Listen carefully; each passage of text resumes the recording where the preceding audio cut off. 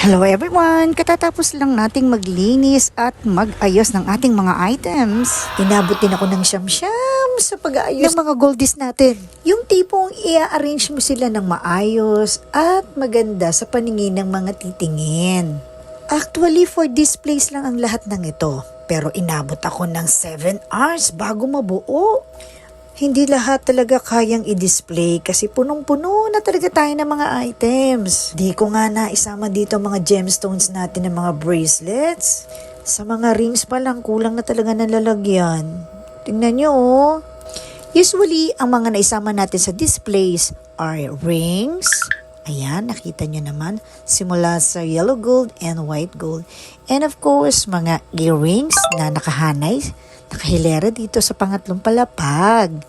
Ayan o. At may kasama pa siyang mga konting pre-loved.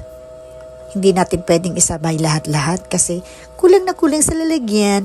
At ito ang ating mga necklaces, mga subastas at mga design from diamond factories. Ngayon nga, nadagdagan na naman tayo ng mga items from auctions. Pero hindi na ito kabilang sa mga displays. Belong na to sa mga i-flex natin for live. Sa totoo lang, kulang na kulang ang isang araw para ma-flex ang lahat ng mga items natin dito.